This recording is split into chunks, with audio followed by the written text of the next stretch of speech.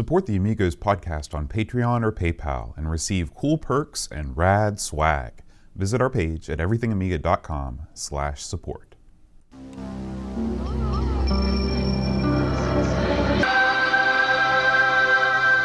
Amiga, the first personal computer that gives you a creative edge.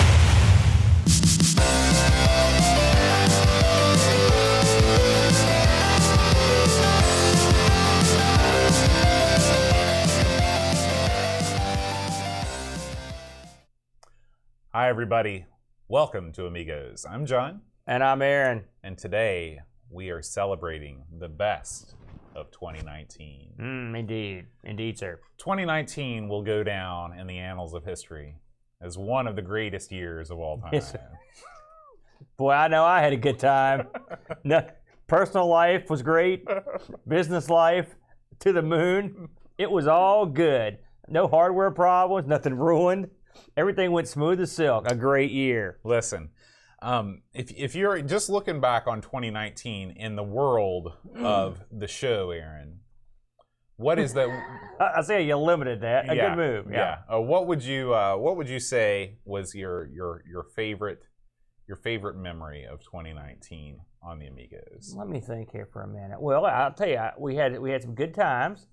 I liked when we were on Richard Man Cave show. Was fun. It was nerve-wracking, but I liked that. You liked it because I wasn't able to speak for 99% of it. That was the best part. I liked all the stuff you did from Ireland. I thought that was a high point. You also liked that because I was not present with you, I think. Well, no, I thought it was interesting. And the thing that people don't, maybe they do get it. I mean, because I didn't know. Just we sit in this basement, dressed like idiots. Okay. You don't know where this thing goes and stuff. So when you told me you're going to Ireland, I was like, I don't know about that, And then because I didn't know I don't think anybody would care, to be honest with you. And then when you got there, you're like, man, everybody knows who I am, and it's great. And I'm going to help them do some stuff. I was like, you're kidding me. I couldn't believe it.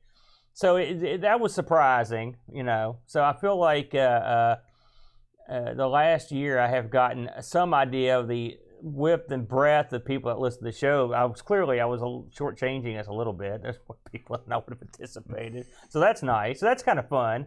I thought the marathon this year was a high point. I enjoyed that. There was no major screw ups. It didn't kill us. Mm-hmm. So I thought that was fun. And also I liked having the computer club this year. It was lots of fun too. I've enjoyed that. So I enjoyed a lot of fun stuff that we've done this year so far. Well, I'll come back with my favorite moments of 2019 in a little bit. Today, we are mostly celebrating you, the listener. You have overwhelmed us with responses to the Amigos Best of 2019 survey. Really? Yeah. They overwhelmed us? Absolutely. Because normally it's touch and go on those surveys. Well, this is the first year that we really had an overwhelming outpouring of support. Oh, okay. So, and we're going to go over the winners from each category. So it's going to be a good time. We'll have a look back at some of the games that we've looked at, and then we'll discuss that year or that category's winner. So we're going to start with Best Adventure / RPG. Okay. Okay. Now what I've done is I've narrowed the field down to the top 3. Okay, good. So in third place in this category was The Adventures of Robin Hood, which was nominated to us by Amigos Game Selection Committee member Paul Bossman Harrington. That was a crazy game. That stuff happened in real time. Yeah. Do you remember? I don't remember hating that game. I remember I wasn't super into it. Do you recall your thoughts? I thought it was great because it was just so different. It was different. Like remember there was that cheat where you could win the game in 5 minutes. You just walk to the right place and kill the right people. I love the fact that you could kill anybody anytime. It was very GTA-like. It was very unusual. Yeah. That was third, okay. That was third. Second place was Dungeon Master. Second place? I like Dungeon Master. Dungeon Master is probably one of the least favorite experiences I've ever had being anywhere near a computer in my life. Wait, why? Take every trope about dungeon crawling that you hate, then complicate it with a horrible interface and slow as molasses travel, and you've got Dungeon Master. See, this is one of those games where you had to kind of be there when it came out to understand it. Maybe so. I bought this game. It's at the pad right now. It's got the I got the book, good box everything. art. Hey, listen, you don't want to cross the the copy protection in that game, it really screws you big time. And the winner, and I should say before we announce the winner, there are some openings, if you're watching the video show, that you're going to see that are all computer generated. It's computer generated animation, Aaron. It's a new thing. I like it. We're on the cutting edge here. Did you use your Silicon Graphics workstation? Well, I didn't use anything because this was all the Dunk. The Dunk. I've used his work in the past. He's gold, solid gold. Duncan Styles designed all these intros to announce the best of. So the best of winner for 2019, and it's already going haywire. That's best shooter. Don't look at that. That's coming up. We're going to go with role playing up. Adventure RPG. Here we go. Ooh, it's just like Tron. Look at that.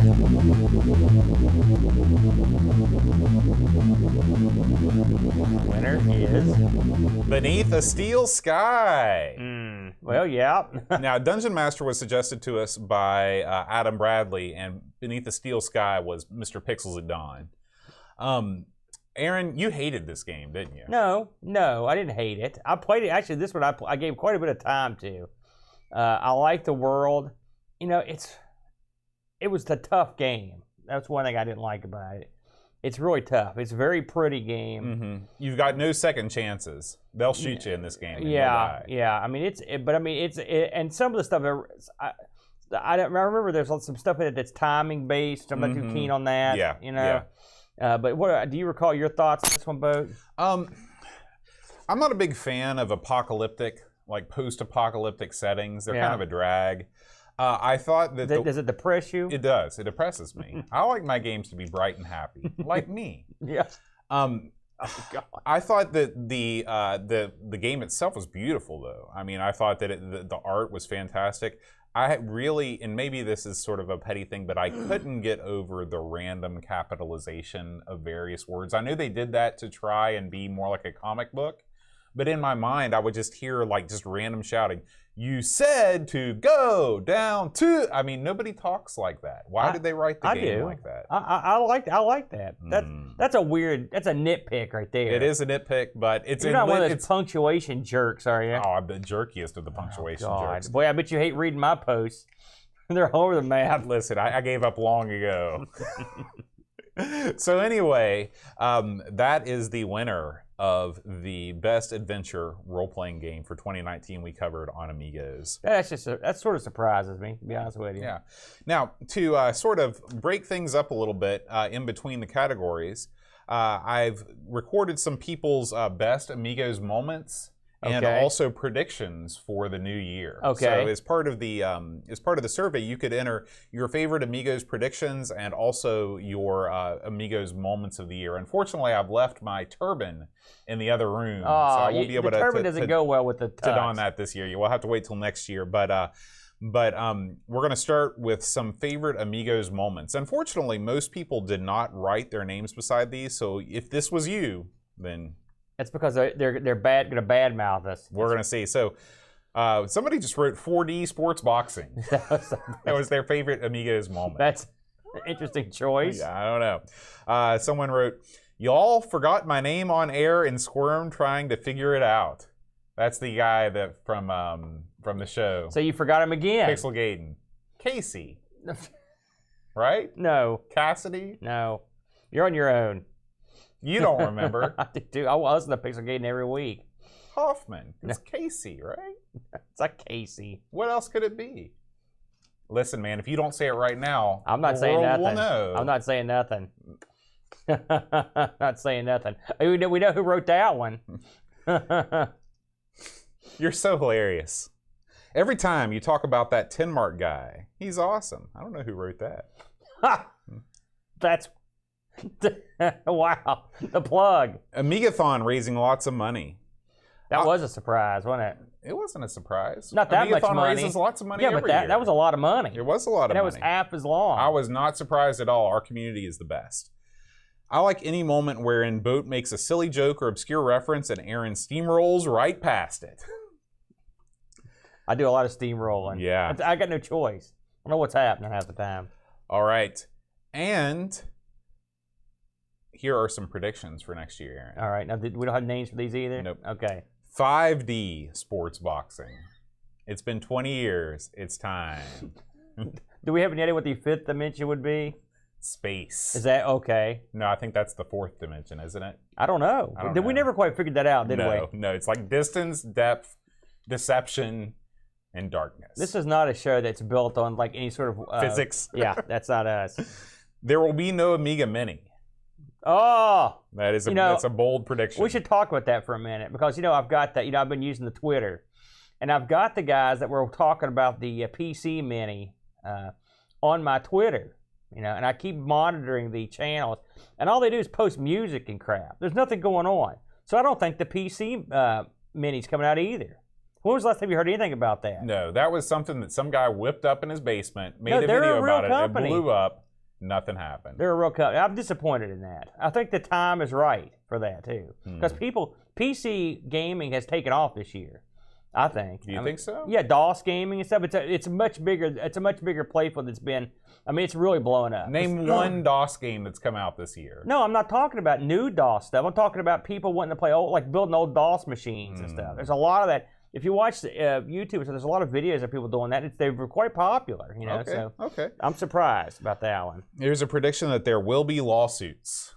I think that's a fair prediction to make. Boy, I in the hope world that's of the wrong. Amiga. Especially after the Germany summit, if you will. Yeah. That went down. Yeah. Amigos to move to Twitch completely on each Twitter stream announcement with "Come say hi." I do say that a lot. Come say hi on the stream.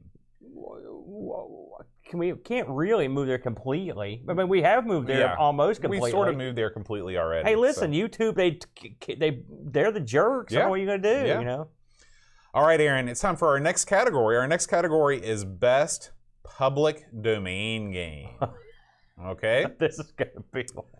So we played more public domain than usual. It seems like every other week it was a PD week. Yeah. It seemed endless, but in a good way, maybe. Some of it was good. In third place was, and the good news is that all three of these are solid titles. Okay.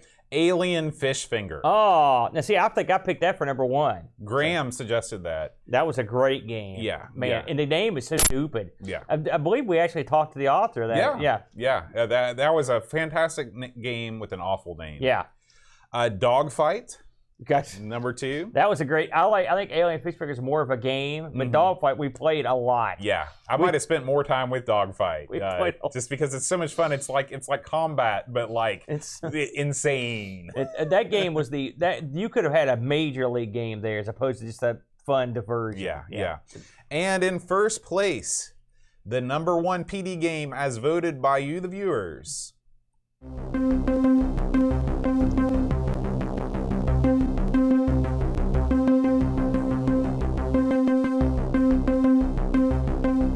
Scorched Tanks. You got to say that with me in unison. Scorched Tanks. Yeah.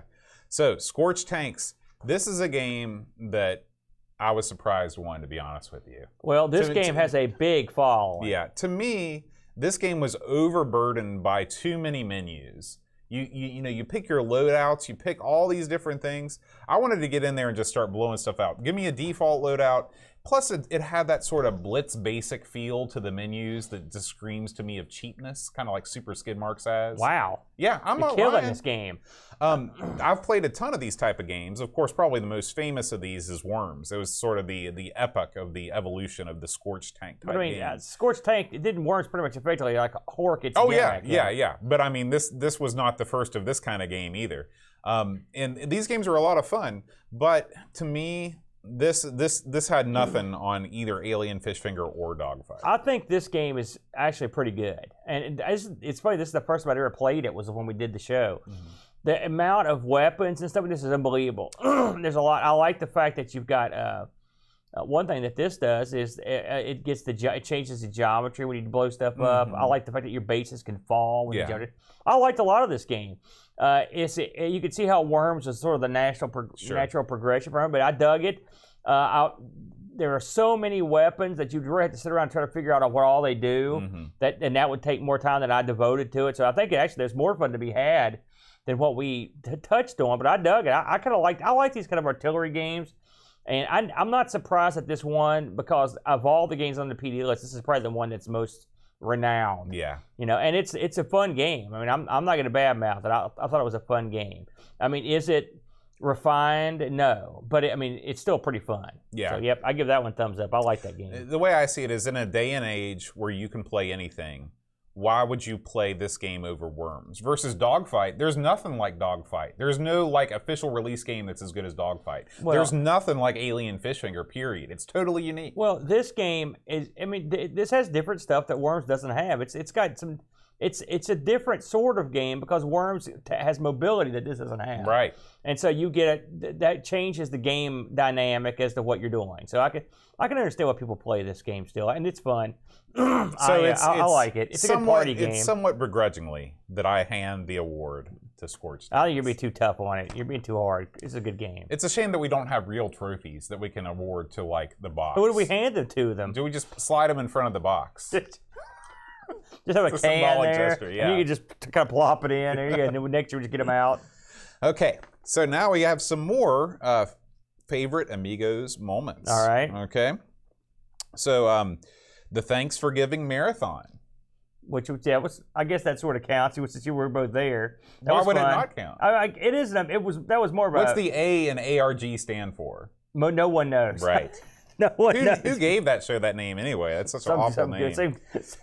You got even. That was fun though. I like that game. I like that show. The unboxing megalomania, thanks to Rushi. All of that stuff. God. Not to mention your C64 haul. And I also had the Coco haul. Yeah. And the we did good this year. We had a lot of cool stuff. Tons of hauls. Hauls.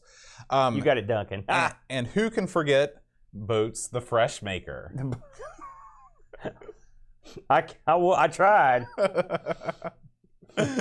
Speaking of talk about favorite moments, I don't know which show this appeared on. One of my favorite things of the year was hearing your boating tales. Those are especially the guy that sank his boat. That's my favorite one. And I like the fact that my favorite thing is that you this year. What was that? What was that crazy challenge you had last year where you were going to buy any stuff? The boat challenge.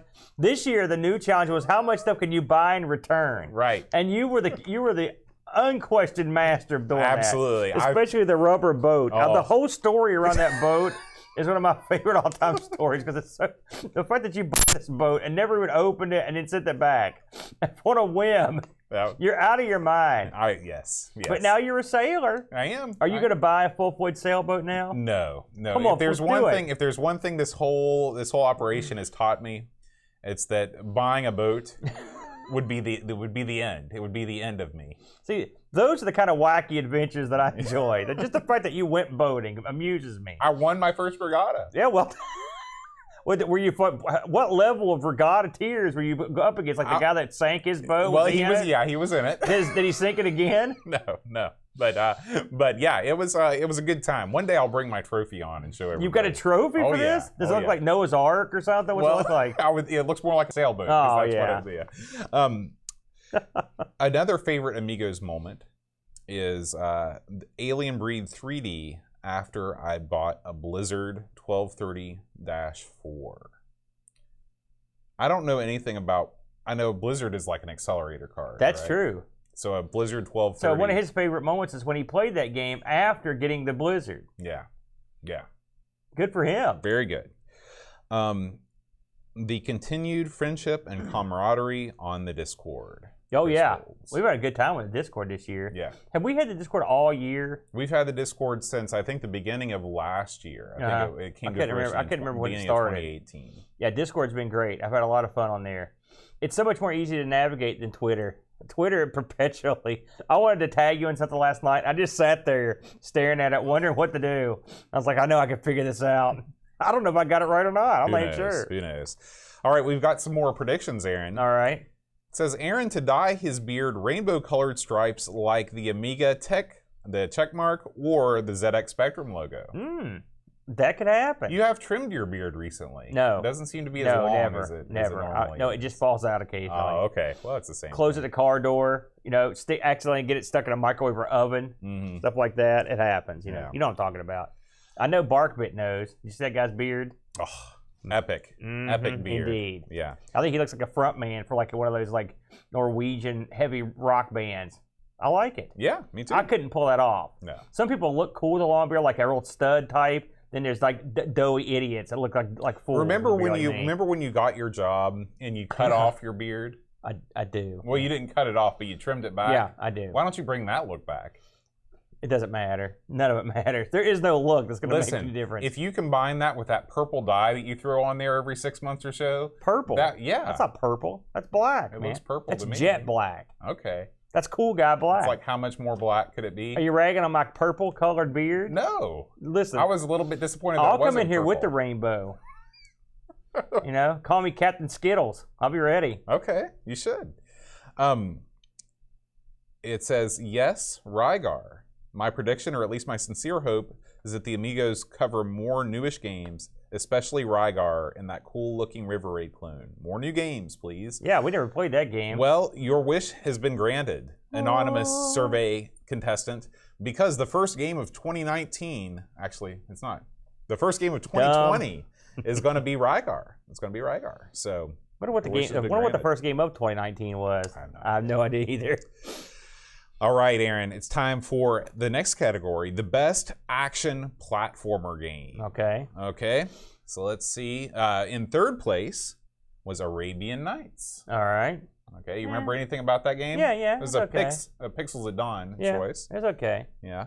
PP Hammer, number 2. Yeah. Recent. It's okay. Graham, okay. Remember, we're talking about the Amiga. You Well, gotta I lower your know it. I was expectations a waiting little bit. for it. I was just waiting for you to badmouth it. Well, it's you when you're throwing out both softballs. those games were okay. You're right. Okay. You're right, which means they're amazing Amiga platformers. You noticed that one of the guys that worked on PP Hammer replied on the video. Yeah. Yeah. You know, which was cool. I thought it was cool, and he confirmed all of our suspicions Yeah. about the box art being developed separately by a different team. Yeah, he said those some of the screens they were like, we don't want this, and they Right. were like, yeah, you're getting it. Yeah. So the PP Hammer people concluded, or also confirmed that they changed the mascot.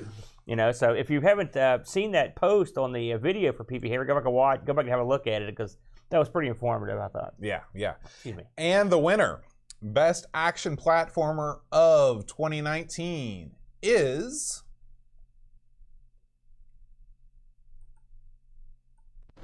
Welcome, gamesters, to Chuck Rock 2, Son of gotta say it Chuck. in unison. Yes, sir. You'll remember that in our last exciting adventure, Chuck rocked the do that? evil Gary Gritter Chuck and his Rock despicable 2. dinosaur.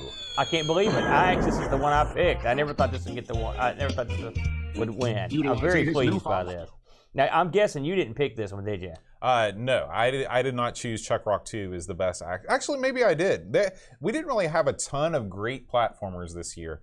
And Chuck Rock 2 was, I mean, it was sort of bonkish. You know? Was. It's there's a lot of cavemen hanging around the Amiga. The thing about Chuck Rock 2 that really surprised me is that I didn't like Chuck Rock 1 that much. Mm-hmm. And then when I saw the sequel, I remember seeing this when it came out, and I was like, man, this looks like crap. I'm not interested. And so I didn't ever fool with it. And so when we had to play for the show, I was like, wait a minute, Chuck Rock 2, this is going to be a tough one. And then it ended up being great. I really liked it. Yeah. There were some awesome levels. The one that remember in particular was the level with all the waterfalls. It's very graphically impressive. Of course, we're watching the CD32 version here with the animated intro. And of course, that's what CD32 ports did, was they added an That's all animated you intro. need. That's no all you other need. changes. Oh, they would adapt it to the joystick occasionally. Yeah, sometimes. occasionally. But this, I had to say, I didn't think this would win. So, but I actually picked this one, so I'm surprised. Yeah. That's awesome. Great, good. I wonder good if pick. we have exhausted the caveman games for the Amiga, because we've done Kid Chaos, we've done Chuck Rock 2, and we've done Bonk or BC Kid. Are there any other ones? I don't think they didn't get Olympics. No. They didn't get. They did. No, Amiga. They didn't get. Did they not get? Okay. I don't think they didn't get BC's Quest for Tires that I'm aware of. No, so, it was an 8-bit ordeal. So I think we may have, and we did the taxi one. I think we've hit them all. And hey, if you're gonna pick a genre to play, it's not the worst. That's most true. of those games have been pretty fun. Yeah, so. yeah. Do you count? I don't know if you may have mentioned this. Did you count the idiot caveman from the jerk caveman. Oh yeah, Kid Chaos. Kid Chaos. Yeah, who could forget? Gotta put that guy in there too. He was a caveman. You can't win them all. All right, it's time for some more favorite Amigos moments, Aaron. More favorite. Yeah. All right, the first one is the Addams Family World Record attempt. I don't know if you checked out any of those. I've seen that. Yeah. You've played Addams Family multiple times this year. Would you consider? I know you've mentioned this before, but you consider the Amiga version pretty good. It's great. Yeah. I mean, it's missing some music and it's missing the backgrounds, but it is as solid as a rock, and it plays just as well as the console versions. Let's see. Ranking of Amiga platformers. Another favorite moment of someone.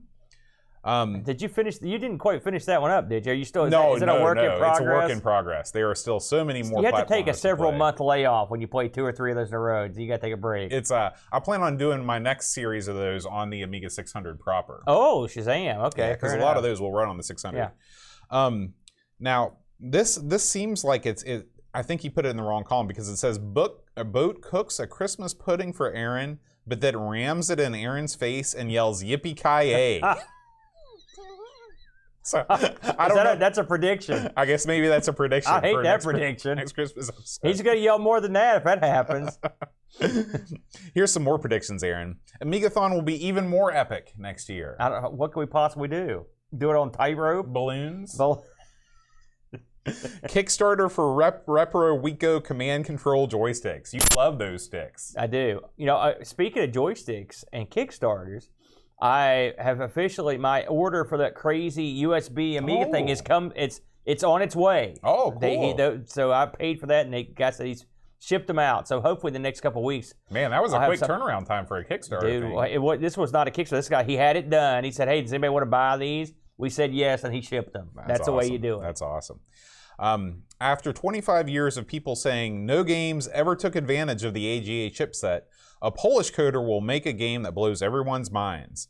Tommy Tallarico will be so impressed that he'll buy the Amiga and create the new Amiga 12,000, which does holographic projection with 2 terabytes of memory and a switch on the motherboard that says 8 terabytes. Wow. It will have 20 million colors, 20K resolution, and a ham 16 mode, which opens a portal for you to enter into whatever image you are looking at. There will be 700,000 layers of parallax scrolling and a super blitter, which will allow 8K bobs of 20 million colors each. Oh my God. I like it. Yeah. Book it. All right, Aaron, we enter now into the shooter category. We enter now. Okay. All right, I'm ready. In third place, suggested by Pixels at Dawn, we have Jet Strike. Jet Strike, pretty good. Jet Strike was great. Yeah, that's my winner. So unique, so many different kinds of planes you can fly around. The 2D perspective was unique. The story behind that one was a lot of fun too. Yeah. I like that one. In second place, Agony. Agony, pretty good game too. Nope, overrated trash. What are you talking about? It looks great. It plays good. It looks great. It's got That's cool where music. It stops. Listen, trash. That's too cruel. And I like Agony. The winner of the best shooter category goes to... Gosh, I don't know who's going to win now with those two out.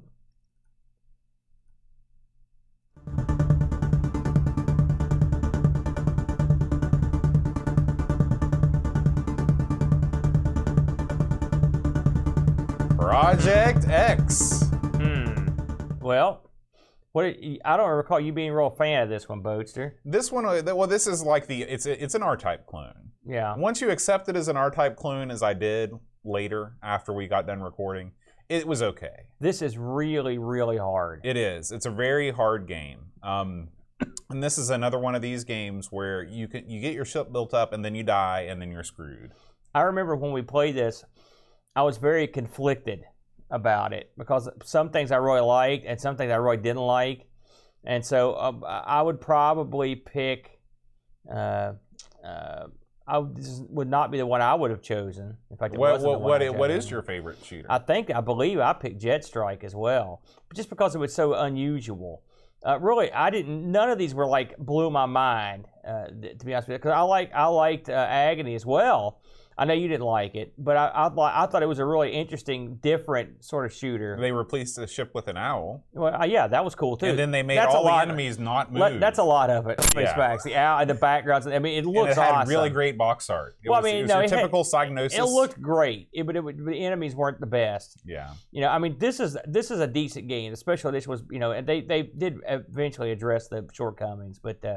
They're all. I think those top 3 are all pretty good. I think Agni would probably put 3rd behind the other 2. Yeah. But I thought they all had their merits. And this one had some beautiful backgrounds and whatnot. Good sound. Yeah. So the award goes to Project X. Aaron, here's a couple more best Amigos moments. All right. There's one that says the sheer generosity of the community in sending John and Aaron hardware, software, and goodies. And John and Aaron's genuine gratitude. This year, especially, well, we've had several people, but especially Roushi, MSX in the chat right now. The boxes and boxes and boxes of computers and games. I think I counted the other day, we have 239 ZX Spectrum games in the collection. That's up from none. That's up from none a year ago. Yes, everyone. It's funny when you watch, I see these other shows and they have these big unboxings and stuff.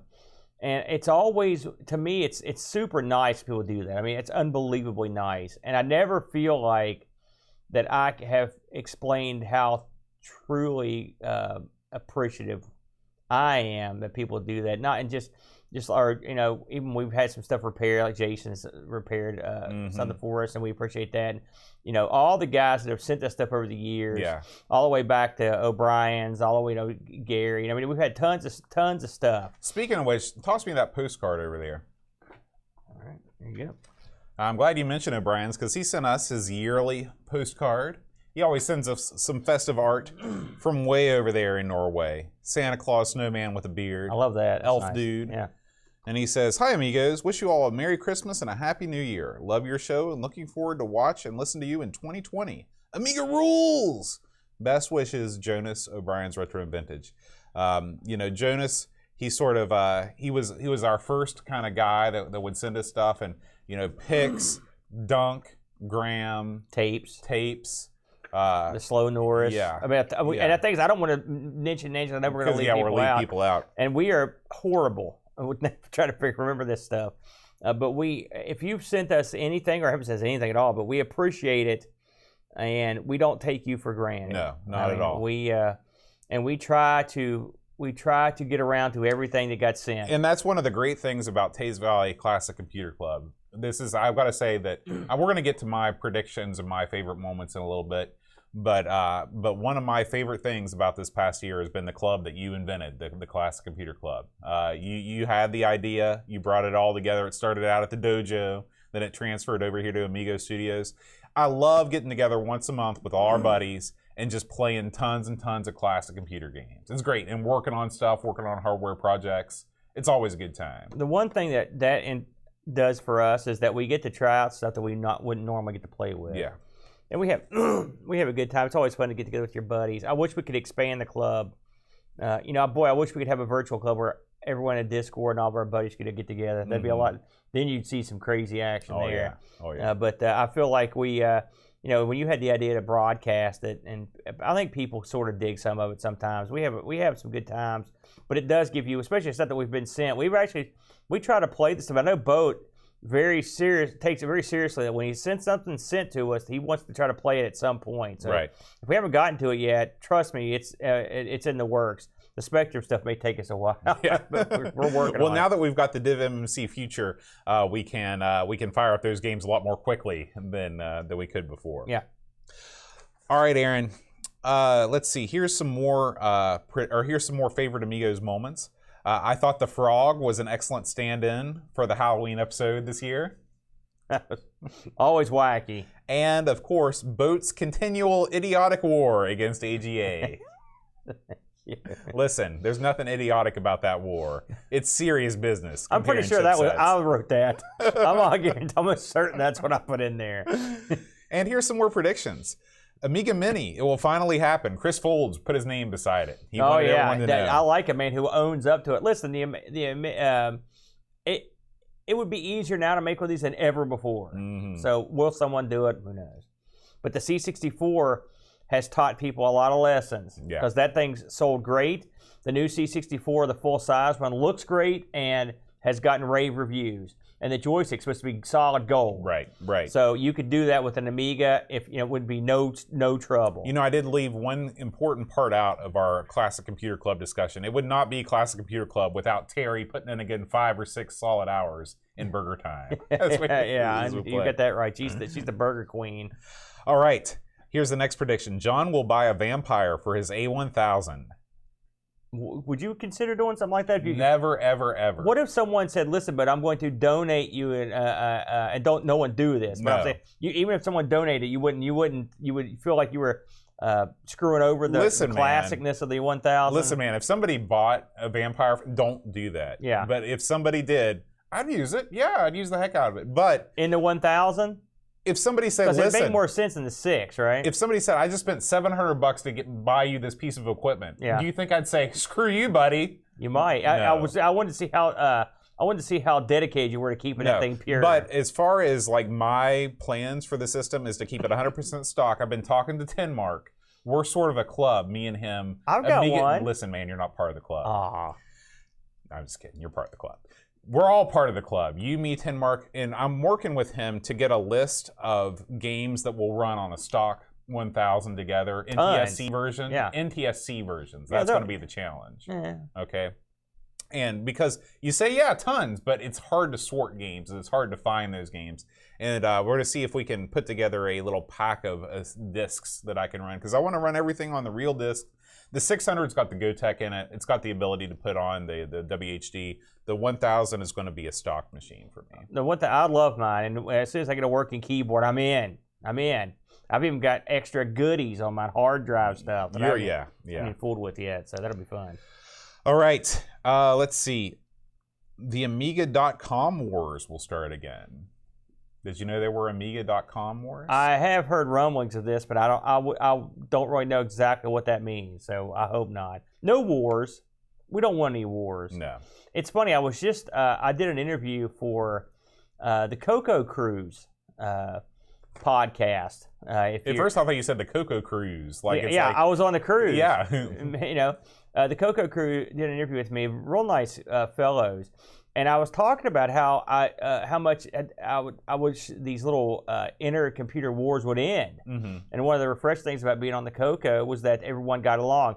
And the very next segment, the Coco Crew talked about the year in review. And they're like, well, this was a year of turmoil. the community was split. I was like, oh, son of a gun.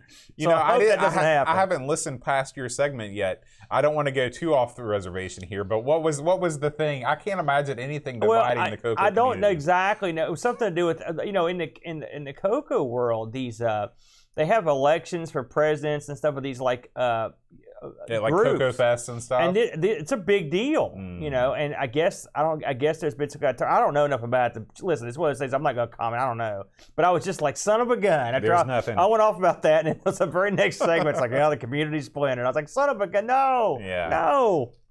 All right, there's somebody predicting a Vampire 4 for the A1200. Well, the Vampire has been announced for the A1200. It's in beta right now. Well, that prediction already came true. I just read that the other day. Now, again, would I ever put one of those in my 12? Me and you just play games. That's right. The one thing we got going for us is we're the epitome of low-level bums. Oh, yeah. Like, hey, will it run Marble Madness? Well, we're in. That's right. That's right. It's very similar to me with video. Mm-hmm. Like, I was talking to the Chud. He's trying to amass all these like super HD quality TV shows. Listen, I watch stuff on videotape. Yeah. I don't care, right. And so it's the same sort of thing. So I don't know. I don't know if we need it, but hey, good for them. The one that appealed to me the most was the 600 one, because the 600 is sort of a machine that sort of I could see you putting something to jack it up, because it's having a small footprint machine you can carry around and have all this extra power. I agree. The rest of them, whatever. I don't know. All right, Aaron, the next category is Best Racing and or Sim. Okay. We didn't cover that many racing games this year, did we? Well, you might be surprised. In third place was Nitro. And this was brought to us by Graham. That's a pretty good game. I'm not going to lie to you. I can't remember anything about Nitro. Just a game. You can't remember anything either. Yeah, awesome. I Crazy Cars 3 is number 2.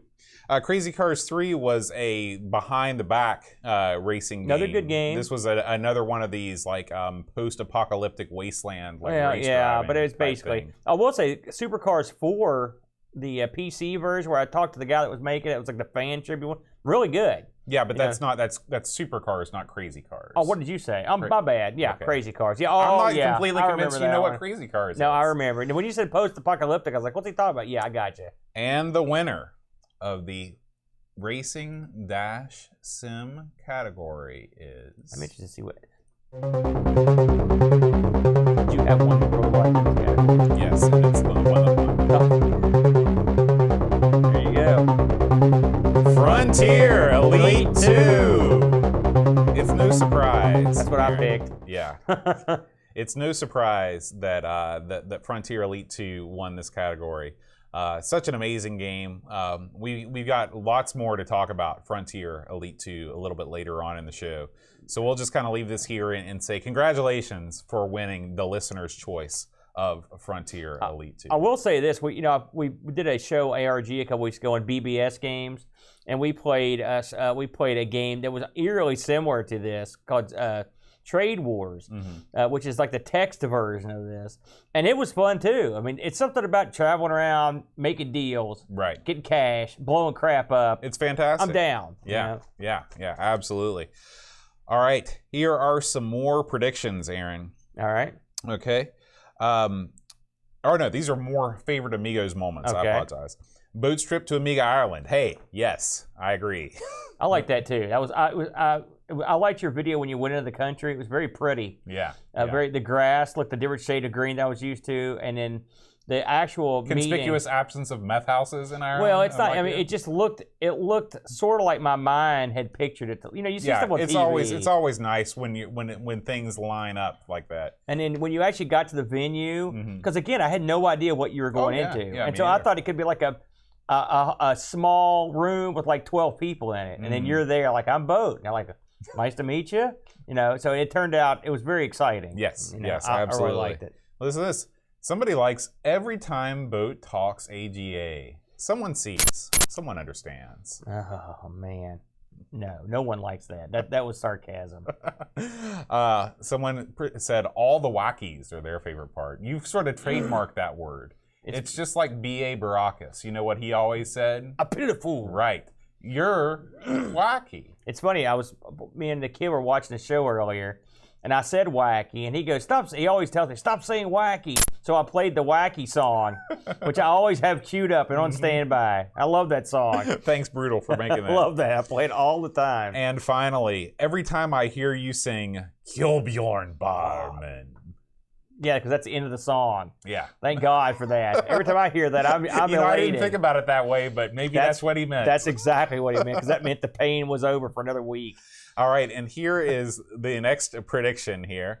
My prediction is that the Tabor A1222 early adopter boards will be announced for pre-order in February. This will cause quite a fuzz and will reignite interest in the system, as well as in Amiga OS 4.1.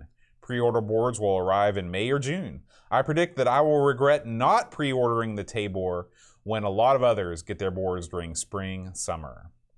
What do you think about all this stuff, Aaron? I don't know jack squat about So this is that new Amiga, that Trevor Dickinson. I mean, I've heard of right. it, but I don't know enough to work and intelligently make a comment. Right. Second prediction is that the Vampire V1200 will be out in March 2020. March is again, they're just going into beta with it. So March, listen, can you get one then? Maybe, because I know those guys they'll sell the betas, I believe, too. So maybe you'll get one by then. And finally, Boat lands a record deal. Oh, God. And Aaron stumbles across a warehouse full of free arcade machines. Oh, you know, I have come across several deals, and I just walk away. Because where would I put one? You know, I've got a good setup now. I'm going to get the ones got now working. As for your record deal, man. It's in the works. I can only assume this would be taken to prison camps or something, I'm where they're trying to make people suffer. I'm sort of surprised that Ravi hasn't invited me on stage at one of his raves. I think that my style would go perfectly with I agree, and that way the crowd could take you out and rip you apart like rabid dogs. I agree. The second you picked up the microphone, you're instantly killed. So, Ravi, please get in contact with me. All right, and we have the biggest disappointment, Aaron. This is the next category. Okay. Disappointment. Oh, man. So in third place, the biggest disappointment was Heimdall, which was a game suggested by Chris Folds. Wow, I like that game. Really? Yeah, Okay. I mean, it wasn't fully there, but I thought it was a pretty cool game. I would not have Come on, ranked Buck. it amongst the greatest disappointments of the year. I for mean, sure. it was a There lot. were tons of games that, like, I would rank Agony as a bigger disappointment for me because I'd heard nothing but praise for Agony since we started doing the show. Well, with Heimdall, we play a lot of these games where the interface was still being developed. It wasn't quite there yet, Right. And Heimdall's a perfect example of that. It's another example of a game like Dungeon Master. And Heimdall, everyone says that the second one was solid gold money, Right, which I haven't right. played the second one, but they said they fixed a lot of stuff that they didn't get right. Now, this one, I'm right there with everybody else. Second place was Nightbreed, the interactive movie. Second place, Nightbreed should have been number one with a bullet. Yeah. Horrible, horrible game. Man, I hated that game. Mhm. Just hearing it makes me mad. Yeah, and I tried to find who suggested these from the Amigos Game Selection Committee. No one claimed Nightbreed, the interactive movie. No one stepped forward to say that they were the one that chose that. I chose that as my biggest disappointment. I can tell you that right Yeah, now. yeah. Horrible. And finally, Aaron, the winner of the biggest disappointment in the Amigos 2019 Best of Awards is...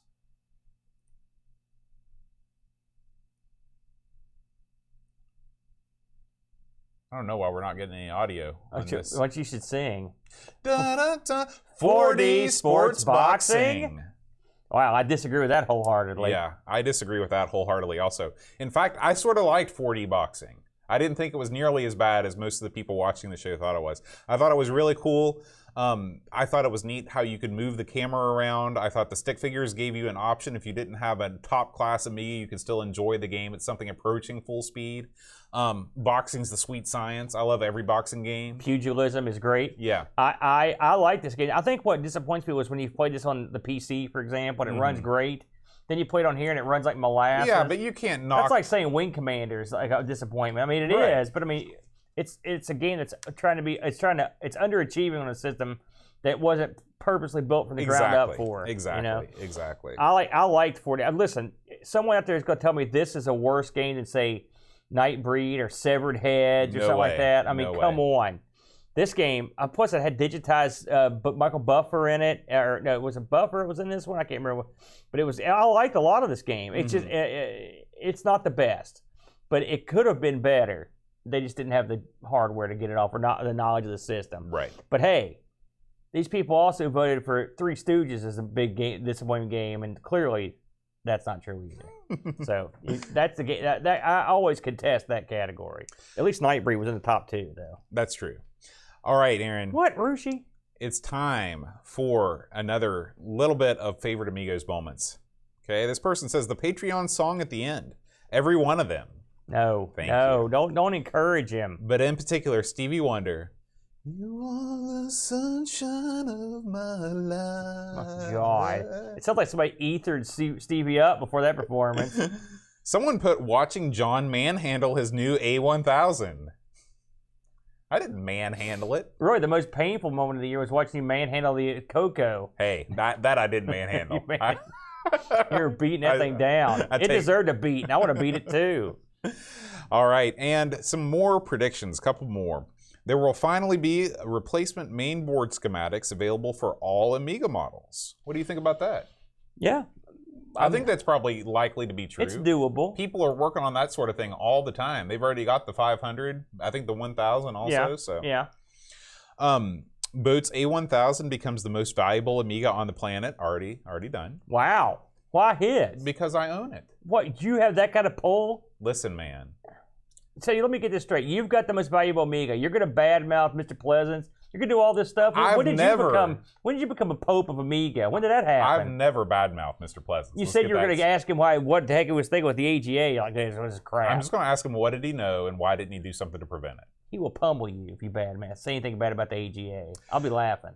Amiga makes a comeback and topples Apple and Windows. Oh, man. It's that'd on the be comeback great. trail. Sounds good to me. And one of the many house Amigas in use will catch fire.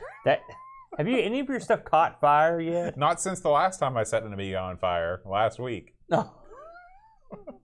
Oh, dude. But you said you got that. Didn't you say you replaced that cable or something? No, you said you were going to bring me a replacement cable. I don't have one. That's all right. I just use the GoTech. There you go. Biggest surprise. Okay, actually, Edvin is actually sending us one. He told me he's sending us screws for the 600. We're importing screws now. Is that what we're doing? He's sending IDE cable and some other things too. So you better, Edwin, before you send it, make sure you take a big red magic marker and make arrows to show what polarity means to boat. Because clearly, boat needs a lesson in what polarity is. All right, Aaron. It's time for the next category, the biggest surprise. Okay, I know exactly which one I voted for on this one. All right, well, third place was Dogfight. Okay, that was a big surprise. Okay, that was a big one. That was Chris Folds. That was his pick. UFO, second place. I don't see how anybody can see that as a surprise. I was surprised how poorly it ranked next to the PC version. Right, but I mean, everybody knows what that game is. Yeah. Number one, I do sort of agree with this. We're going to have to see here. This was the biggest surprise of 2019. I'll be interested to see which one. I've got one for sure.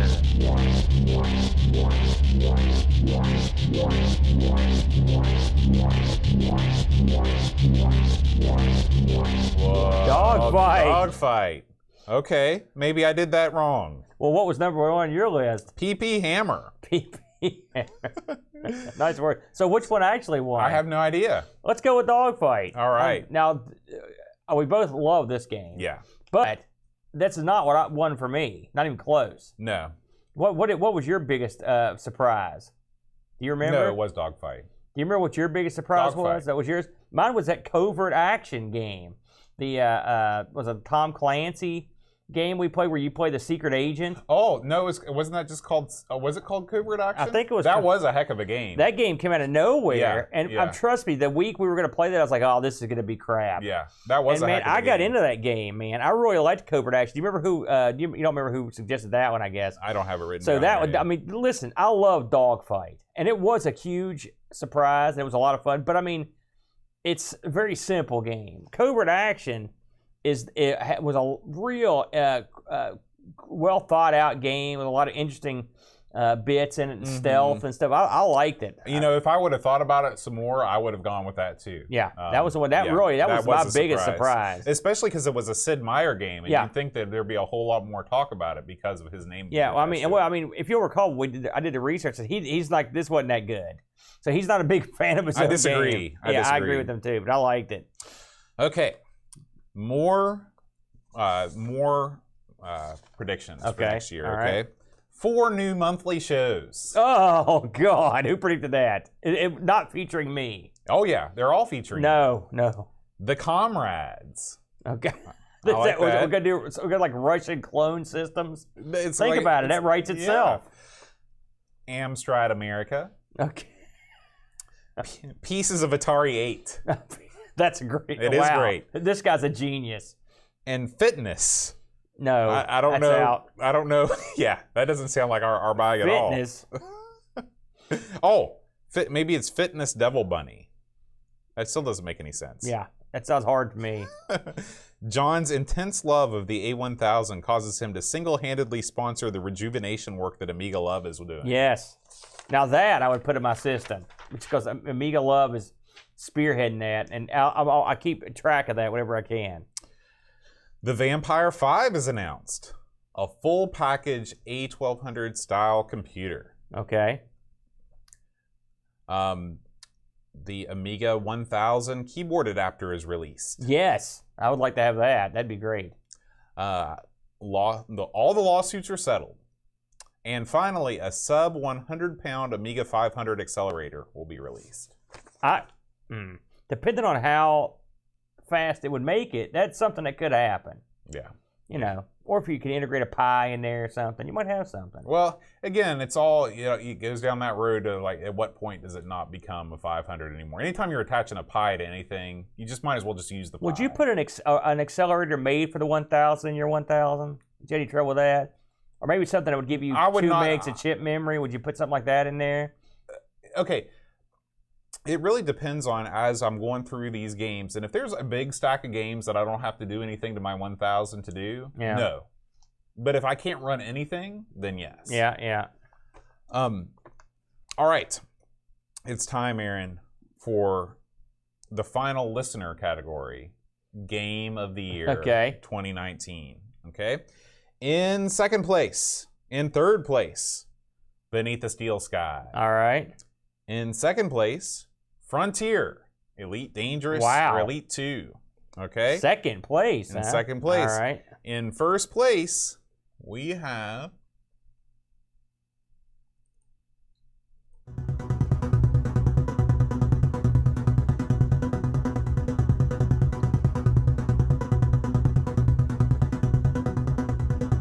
UFO, Enemy Unknown. All right, Aaron. I'm not surprised that this won. This is a game that lots of people like. This was not my game of the year. This was I didn't like this game that much. I'm not a big strategy game guy. Yeah, this game, it's funny. I never got into this when it was out, and all my friends loved it. And I find the movement incredibly tedious, and that's not just for this game, it's for every strategy game where you're moving piece by piece, just sort of going around. Yeah. And I always feel like I'm doing it wrong and I'm screwed in the end. I like more real-time strategy. Give me a Dune 2 any day. So, do you have a game of the year? You didn't vote for this one, clearly. We're gonna both do our game of the year. Oh, I see. Okay. Well, yeah, I didn't vote for this one either. But I know it's a very clever game, all right? And it's a very well thought out game. The interface is pretty good with it. It's definitely a landmark release. Right. Sure. I mean, it's one of those games you take some time to get into, so I probably... And we both know we haven't given this the amount of time you would really need to really become a huge fan of it. You sort of have to be a fan from the get-go also. This isn't going to be a game where if you put 2 weeks in, you're suddenly going to love it. Right. But I mean, I think clearly it's worthy of Absolutely. Of praise. It is a worthy contender, and I can definitely see why it was chosen. All right. Our final predictions of the year. Okay.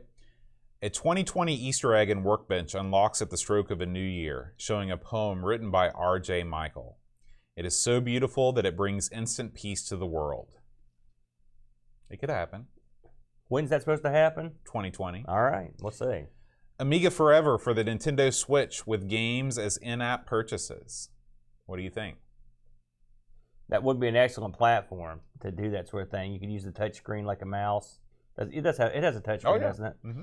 I like it. Again, any of these packages would require... I mean, Amiga Forever has some games, but I mean, I don't think you're going to get... Well, I think Amiga Forever would have to actually seek permission to put in the games, because they don't exactly do that now. Well, I think they do have permission. I think the ones they have out there... They have permission to put in their cracked, virus-filled games? They're not virus-filled. Listen, man. Don't go walking with one of those games down the dark alley. Don't besmirch the good people of Orlando. What I'm saying is, I would like to see a package like that. I think that would be cool. Who wouldn't? I would like to see. Listen, if there's money on the line, then if you've got people that are going to take in-app purchase, then you got something. Maybe you can make some deals. So I'd like to see that. That'd be awesome. And everyone tells me that the Switch is great. My kid's got one and everybody fool with it, but the screen's nice, the controls look good. I could be down with that. Okay, well, how about this one? A mechanical keyboard replacement Kickstarter for the A500 and 600. It will be successfully funded in the second attempt. So I guess the first time they tried it, it didn't go over. Listen, how about a little mechanical action for the 1000? That would be sweet. I would love to have some, because I mean, my 1000, even though it's clean, some of the switches are not working exactly perfect. Man, mine is so bad. It looks so bad. So Yeah. I don't know if we're going to clean mine like you did yours. You did a great job on that one. But I would love to have a replacement keyboard. The Amiga 1000 is certainly the one that no one fools with on those peripherals. It's a holy object, the 1000, you know. I understand, but I'm saying the keyboards, they're not coming back. That's you know true. What I'm saying? That's very, very true. You know, so that'd be nice. But hey, any mechanical keyboard, I'm down. I love mine for PC. So. All right. Let's see here. Also, new keycaps. Jeez, I hope there's no new keycaps. Keep them coming. Keycaps aplenty. Will only be sold by too few Amiga web shops, so A1200.net will have to make another round of crowdfunding. So, yeah. maybe more keycap projects. Well, they do a good job. And finally, the Amigos will have more wall art. Well, that's correct. Look behind us. As part of our awesome Secret Santa thing that we do every year on the Discord, was gifted by Chicote some amazing Atari posters. Not to mention, if you look over to above the G3 over there, because this is an Amiga show, you have a Checkmate poster that Pick sent over right beside Aaron there. That's as close as you're going to get to a Checkmate, pal. It is. It's going to be the closest one. Okay. My favorite moments of 2019. Your favorite moments. Okay. Save for the end, because these are going to be the best. Let's hear them. Amigathon 2019. All right. We raised $3,325. That was surprising. It was. I was shocked, amazed, and astounded that we did that well. I believe Amiga Bill put in a huge chunk in there. There were lots of people putting in huge chunks left and right. We had a lot of donations. We sold all that time. Now, you said this year you're going to kind of shake, rattle, and roll the things format. Going to be, we're going to do a little different, more info forthcoming as we get closer to summer. But that was fun though, and no one got real pissed off or grumpy. Yep. Everything, nothing blew up. I don't remember. We didn't lose. We didn't lose massive amounts of the stream. So that was fun. It's always fun when things don't completely fall apart. And I will say that. Going to YouTube jail, one of my all-time favorite moments of 2019. Sorry, I know that you still feel bad about that, but you should not, because we've discovered a different future, a better future on Twitch. Well, I felt really bad about that because I didn't want to. I felt bad for everybody. I swear I don't know what I did wrong. I honestly don't. I wish I hadn't deleted the video. That's the one thing I really screwed up. But I didn't know. I learned a lot, but I will say I never ever used Twitch before this year, and so I am learning how to use it. It has some robust features that weren't available on YouTube, but we still put our stuff up on YouTube too. But yeah, that was not one of my favorite parts. I didn't like that too much. And my prediction for this year is that 2020 will have the largest number of indie Amiga releases yet. You can kind of feel it going that way, can't you? Yeah. You can feel... With all the stuff that Indie Retro News puts up, all those previews and stuff, all the stuff that's in the works, it's going to be a waterfall full of Amiga new releases, for sure. I think the Amiga is poised. I think you're right. I think, and quality stuff, too. Rygar is a good example of what someone can do when they really go in there and go to work on. I think there's plenty of room. And one thing that the Amiga has, and I'm not sure every system has this, but they've got people willing to spend money, lots of money. And I think people have all this nice, shiny new hardware, and they need something to play on it. And you can only play Stunt Car Racer so many times before you're like, man, what else we got? So we need. I think you might be on something there, Bo. I hope. Yeah. All right, Aaron. So, do you in my game of the year this year?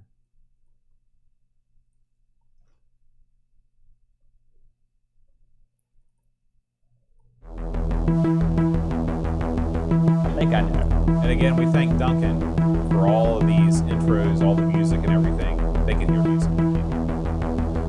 Frontier Elite 2. So, this was my game of the year because it was the only game that, really, it's the only game I believe that I've actually gone back to after the show and played more of.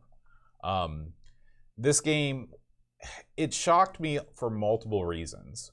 Whenever we play a game like this, it's usually quite apparent from the get-go why people are no longer playing the older game and are playing newer games. Interfaces have improved, graphics have gotten better, the sound has gotten better. But with Frontier, does this game look as good as Elite Dangerous? Well, no. But this game has a look that I actually prefer in a lot of ways to Elite Dangerous. Elite Dangerous looks ultra realistic. This game is all flat shaded polygons, but man, if it's not colorful, if it's not bright, the way that this game controls, it's all mouse control based. The controls on Elite Dangerous are so complicated. You've got your HOTAS out, you've got the keyboard, you've got an auxiliary keyboard. You're barely trying to keep it all in line.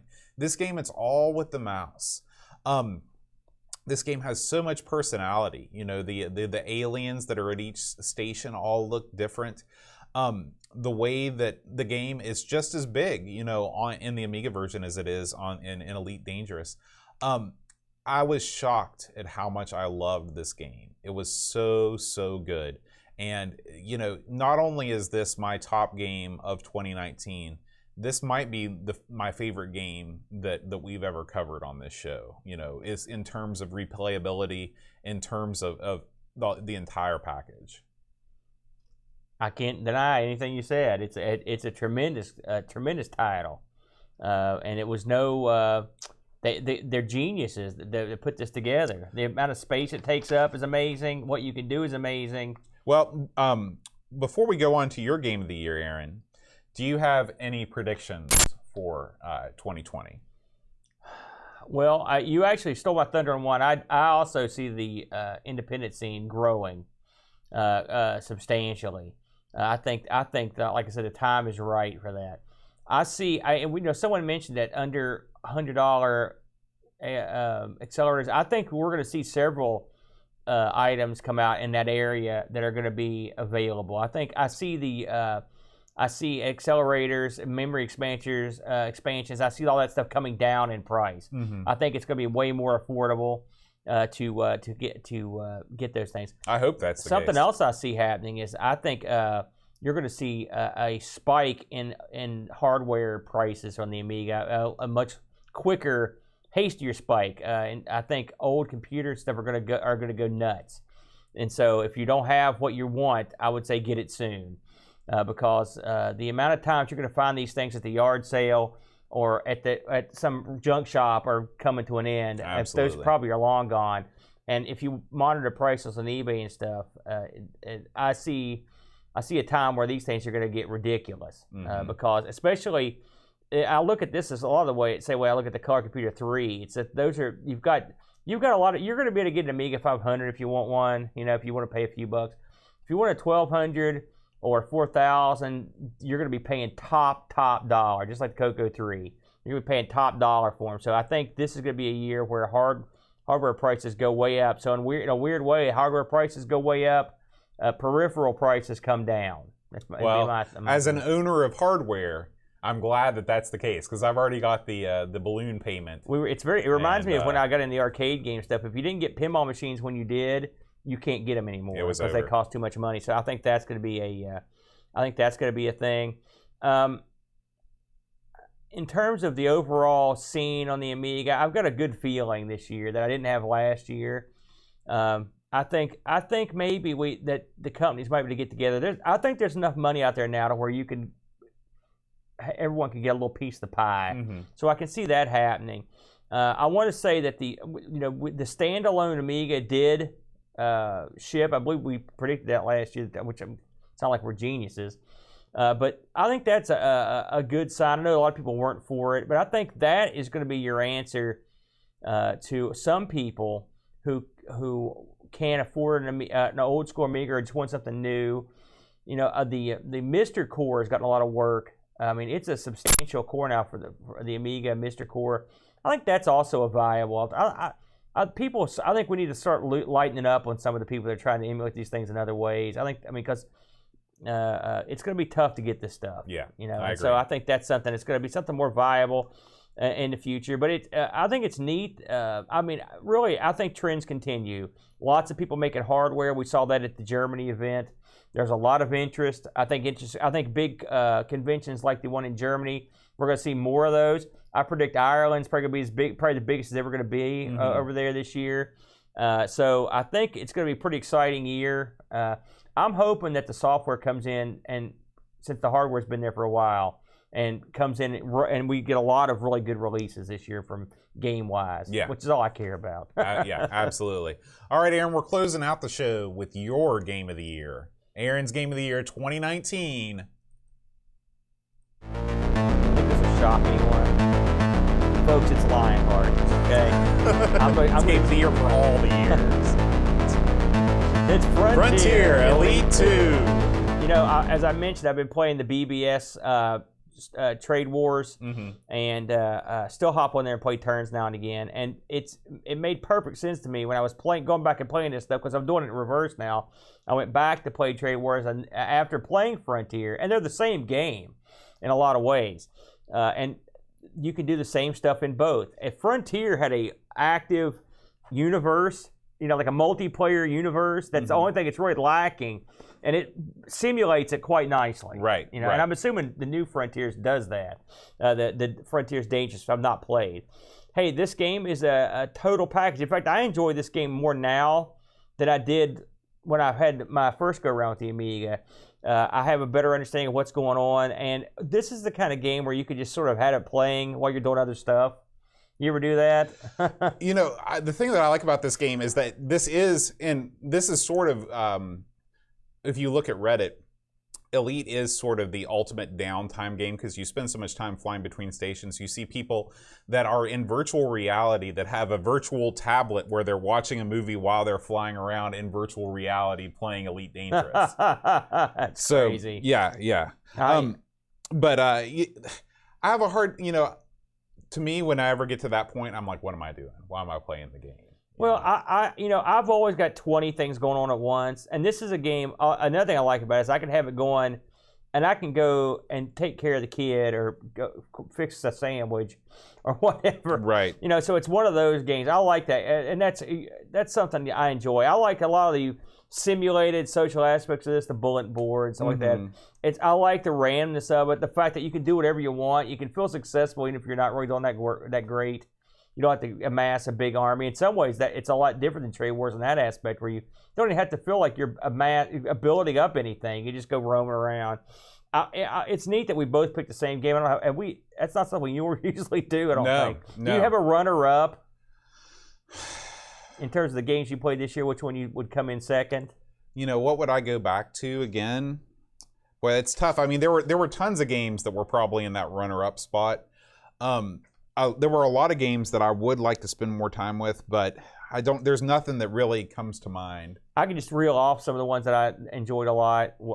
Son of Chuck was one. Covert Action was one. I really probably enjoyed. Covert Action. That's probably my I don't know how place. much replay value Covert Action would have after you ran through all the missions, but I did. Well, it would take you forever to run through all the missions. But that game was so different, and I'm a big Bond guy too.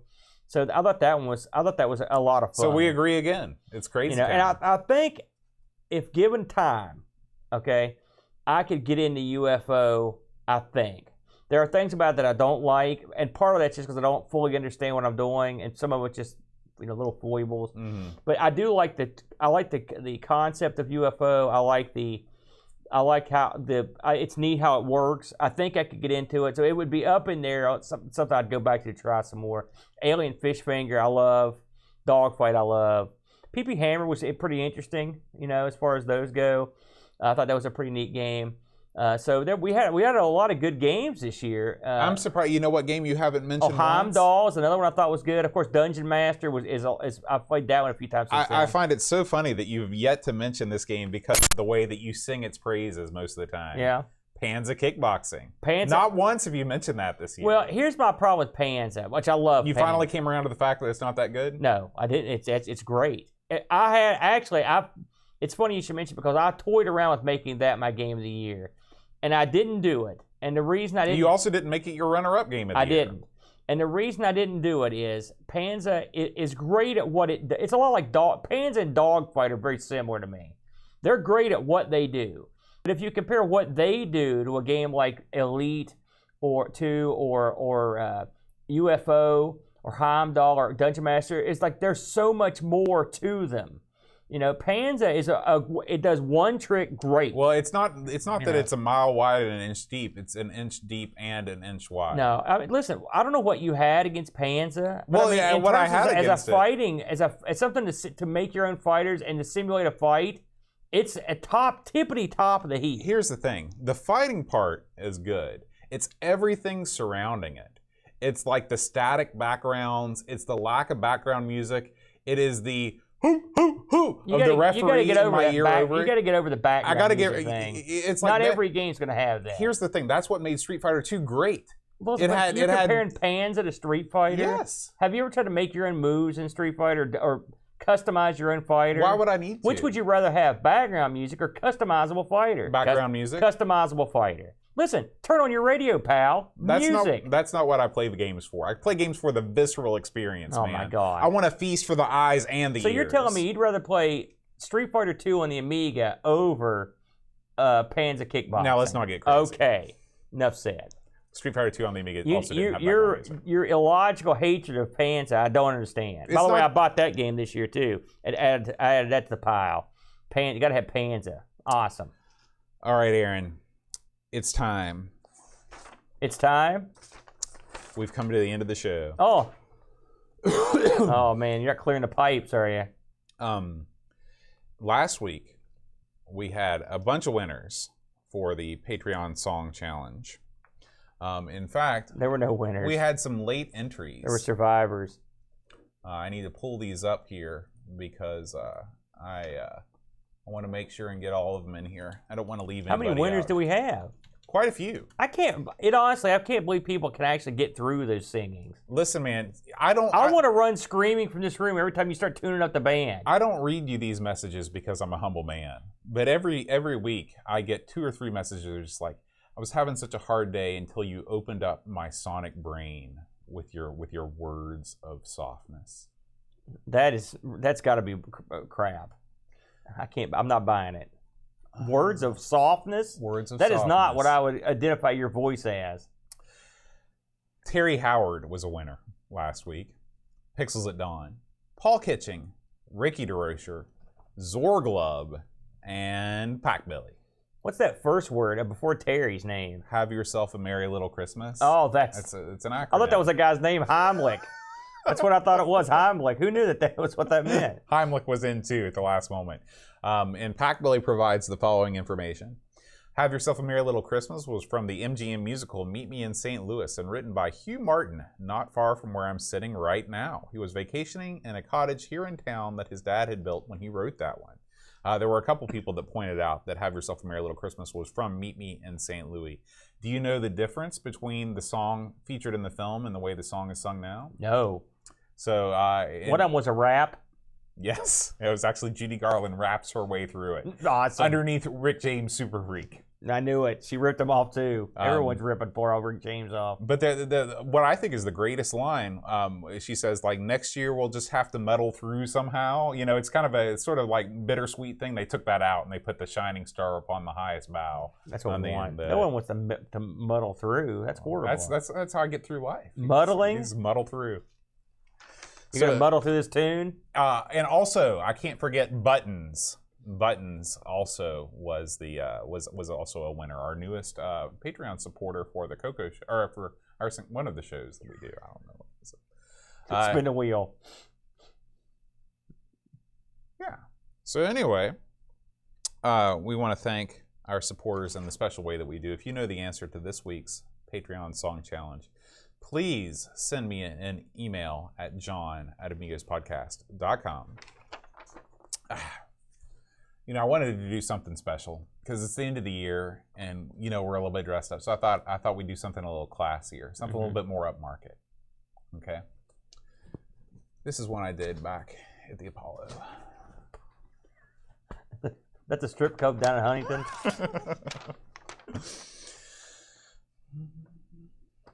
No, this is the part I hate the most. The anticipation of that first note. Zorglub, Iron Wolf, Bjorgvin Gudnason, Terry Howard, Reflection Simon Lech, Cap'n Crispy Kilobytes, and Caffeine Mike W. Decker 3 Gary Heather Free Lunch, Kate Fox. David Pickford, Cameron Armstrong, Andy Jones, Lobsterminator, Craig McClellan, 10-Minute Amiga Retro, Casper Nard, Quinn Retro Man Cave, Tim, Drew, Simon, Rose, Joseph Harrison, Kyle Eder, Rob O'Hara, Howard Nibbs, Matthew, Larimore, Andy, Craig, Shanzo, Darren, Lomax, Colin, 419, Bark, Bid, Roland, Burke, Andrew Monks, Joe the Zombie, John Cook, Leaf, Kellon, Alan Cup,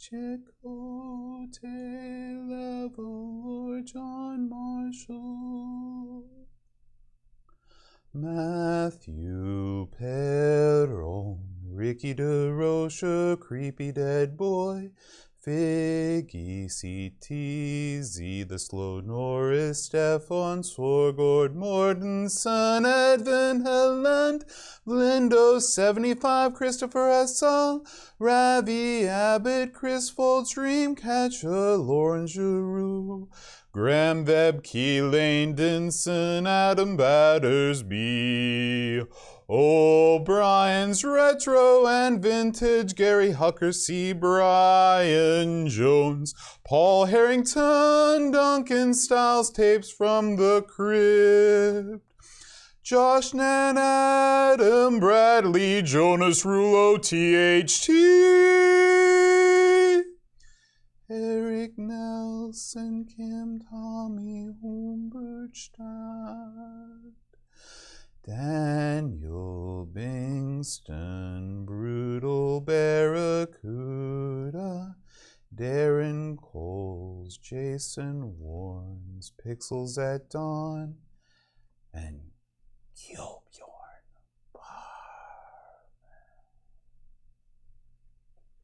Haunting. That's what they said at the Apollo. Yeah, I bet. I noticed that place shut down. I think it's a Taco Bell now, right? All right, Aaron. Idiots. Next year. Next. Next year. I get it. I get the joke. Next year. Yeah. We're going to start the year off right with a new game for a new year. We're going to be playing the just released Rygar for the Amiga Entertainment System. The AES. I like it. This was suggested by Amigos Game Selection Committee member Chris Foltz. And if you would like a hand in voting for the games that we play every week, you can join us on Patreon, patreon.com/Amigos Podcast. We'd love to have you. It's a great time. You can join our Discord, chat the night away. I also want to thank all of our people in the chat. We had a nice crowd over in the chat today over on twitch.tv/Amigos Retro Gaming. Edvin was here, the Retro Man Cave, Bark Bit, Pixels at Dawn, Ricky DeRocher, the Slow Norris, Tanner Mirabelle, Lob Sterminator, Duncan Styles, Frodo NL, Pack Billy, 10-Minute Amiga Retrocast, L. Curtis B. Thank you guys, Retro Gaming Denmark. Thank you guys so much. Like Terry and Brent were in there. Terry and Brent, yeah, they're still hanging around, I think. Thank you guys so much for joining us. Wishbone. And we will be back next week. What did I forget? Say goodbye to Cody. Goodbye, Cody. You know who that is? The other guy at Pixel Gaiden. I want you to get his name in before the show was over. That's what I said, Cody. You didn't say nothing. You just sat there with a dumb look on your face. Cody. That was his name. That way you're off the hook. Oh. I don't want to turn into Pixel Gaiden next week. They're like, look at these two idiots. They've done it again. I don't know. Cody is a hard name for me to remember. No, it's not. Wild Bill Cody. Cody Rhodes. Captain Cody. Commander Cody. Isn't that one of the Rhodes That's right. boys? That's right. Yeah. Cody. You're off the hook. I'll try and remember. Now, do you remember the other guy's name? Eric. There you go. Eric, Eric and I go way back. Oh, yeah? Yeah. We How's were in that? Nom together. Oh. How did we get out of that one? All right, guys. We'll see you next week. Until next time, adios. Happy New Year's.